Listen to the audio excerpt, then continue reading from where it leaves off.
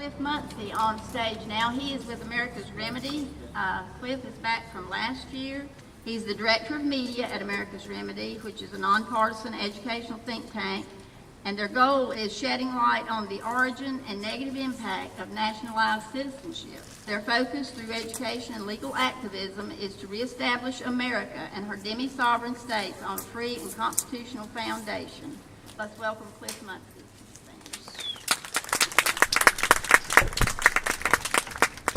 I appreciate everybody hanging around here till the end. I know it's been a hot day here. I appreciate all the other speakers that I've heard today. I think we find a lot of common ground. I've gotten to know Major Dave over the course of time, and a lot of good folks it took to put this event together. Let's give Lynn and all the organizers a big hand for everything that they've done to put this together. My name is Cliff Muncy. I'm the Director of Media for America's Remedy. You can see our table right back here, the big blue canopy. And I would encourage you, before you leave, to go by our table. We've got some educational materials that we'd like to give you at no cost to take home with you today. How many here believe that state rights are important? Okay, that looks like most of us. How many believe that the federal government should be a limited type of government? Well, I think you'll find that we've got some things in common. So I'd encourage you to go over there, talk to some folks over at our table. We'd love to talk to you a little bit more about this. July 4th, the reason we're here today, July 4th, 1776. The Second Continental Congress Committee of Five, which included Robert Livingston, Roger Sherman, Benjamin Franklin, John Adams, and Thomas Jefferson, settled upon the final approval of the Declaration of Independence. 13 now free and independent colonies had made known and official their separation from a tyrannical Great Britain.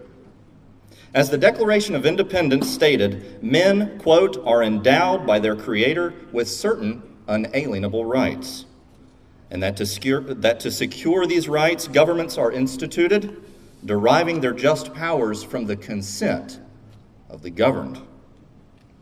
Of course, today is July 4th, Independence Day. Most of us here today are celebrating July 4th because we believe that this is the country in which we now live is the same America that first gained her independence on this day in 1776. We believe it's the same country.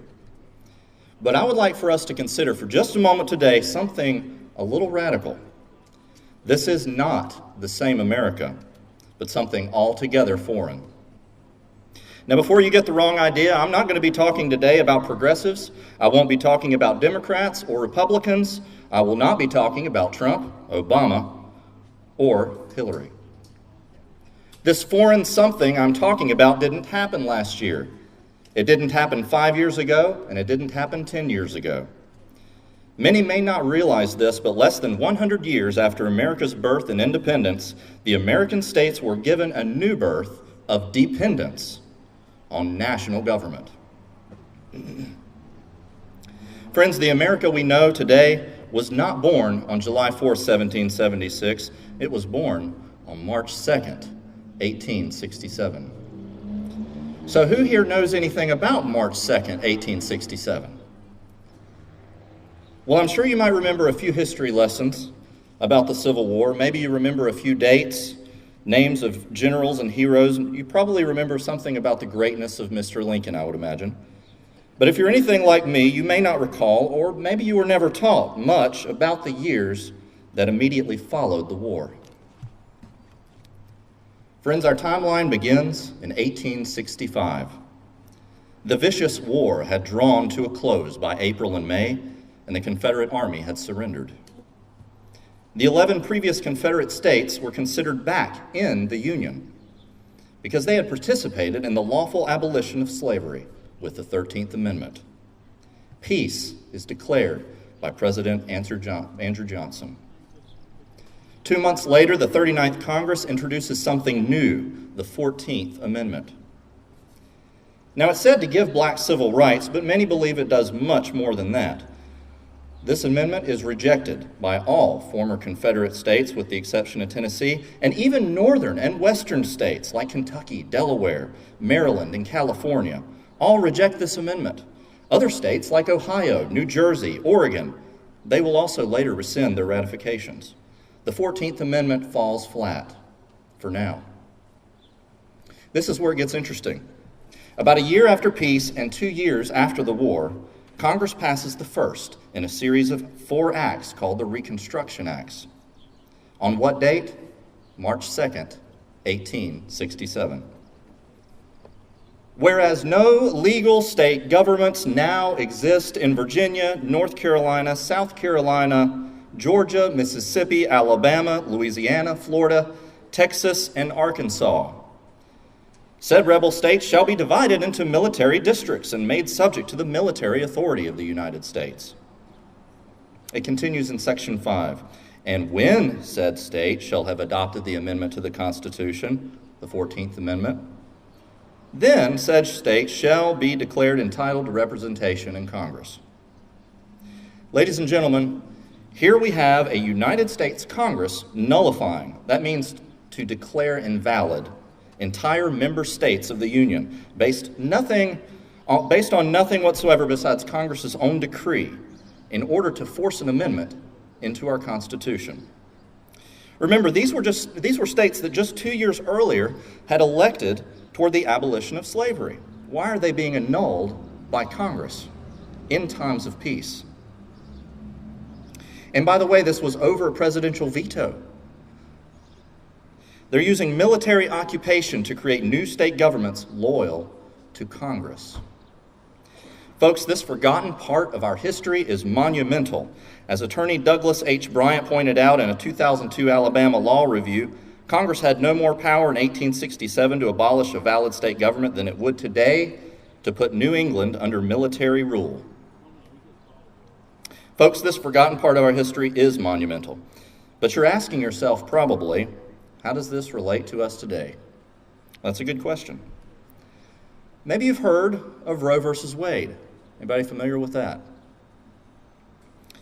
It universally legalized abortion across the United States in 1973, based on the Due Process Clause of the 14th Amendment.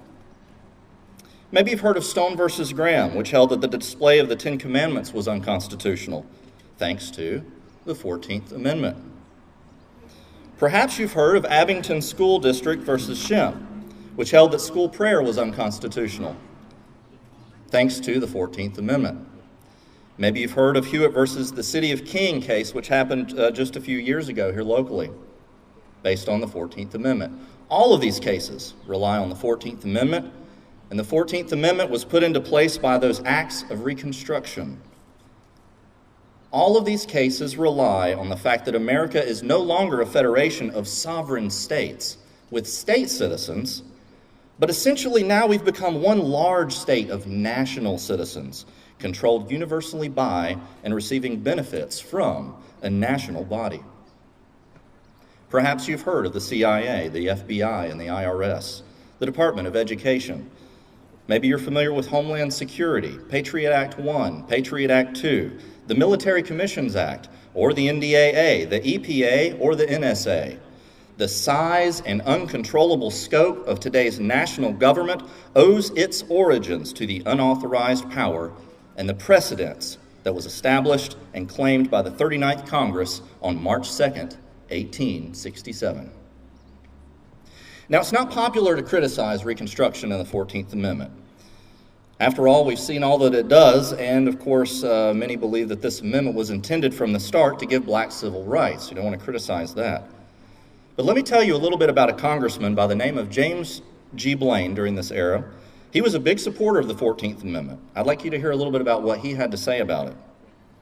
He said, quote, "And in making this extension of citizenship, we are not confining our breadth and scope of our efforts to the Negro. It is for the white man as well. We intend to make citizenship national."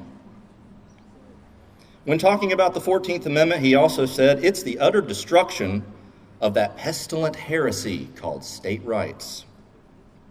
The heresy of state rights. See, friends, America was never intended to be a strictly national system like we know today, but a federation of sovereign states. Federalist 39, which planned out and presented the Constitution to the American people, told us The proposed government cannot be deemed a national one, since its jurisdiction extends to certain enumerated objects only. What this is talking about are the limited powers granted to the federal government by those sovereign states. So what's the evidence as we see it today? Let's break this down a little bit.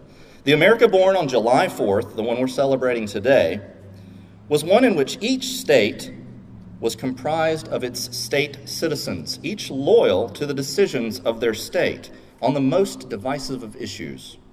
The federal government had no authority in those situations. Now, the America we know today is composed of national citizens loyal to national benefits. The America born on July 4th was one in which, believe it or not, states were free to decide even on religious matters. It's been brought up a couple of times today. I'm so glad it was, about the original state constitutions. At our table, you'll see we've got a poster of some of clippings of some of those original state constitutions. Go by the booth and take a picture, snap a picture with your cell phone and share it with your friends. I'd like to read maybe just a little bit from the North Carolina Constitution at that time. This is the requirement for holding office in North Carolina. That no person who shall deny the being of God or the truth of the Protestant religion or the divine authority either of the Old or New Testament, or who shall hold religious principles incompatible with the freedom and safety of the state, shall be capable of holding any office or place of trust or profit in the civil department within this state. Let me read a little bit of South Carolina's real quick here too. The Christian Protestant religion shall be deemed and is hereby constituted and declared to be the established religion of this state. How bold is that? Is that very much the opposite of the mentality that we see today? Friends, America was reborn into dependence on March 2nd. State citizens knew July 4th as a day of celebration. Unfortunately, almost none of us here today are state citizens. If you'll take a look at your voter registration application, it says that you declare under penalty of perjury you are a United States citizen. You're a citizen of every state at once rather than having a loyalty to a single state. We really ought to be looking at March 2nd, 1867. Now, folks, I'm not trying to tell you today to pack up the fireworks and stay home tonight. That's not what I'm here for. We should be immensely proud of our former independence. However, let's start realizing and gaining the knowledge that there are deep, deep things in our American history that we don't know or understand. These are not things that are being taught in our schools.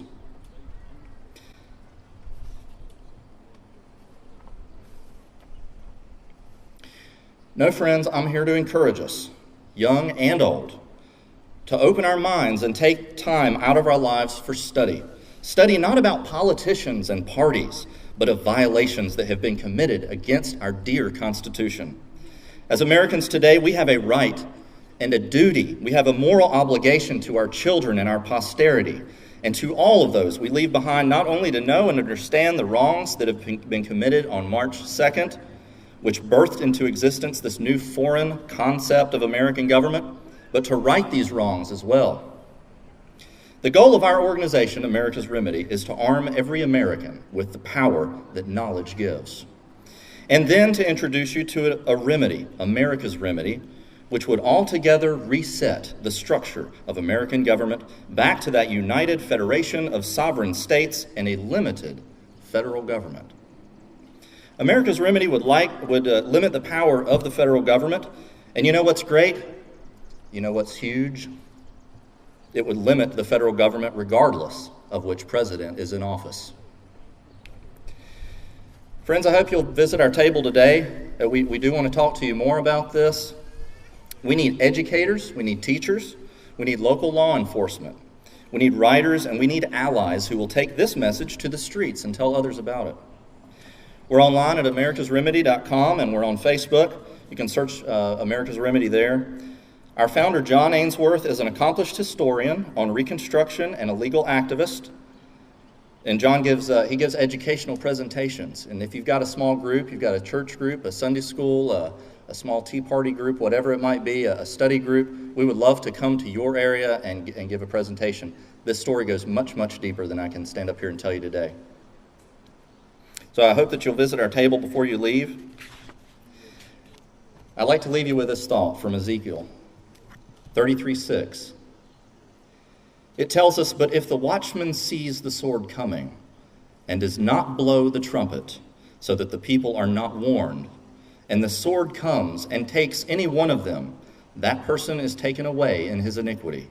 But his blood I will require at the watchman's hand." Friends, this Independence Day, let us consider our role as the watchman on the wall, to warn those around us, as our Declaration of Independence first said, to provide new guards for our future security. Independence depends on you. Thank you.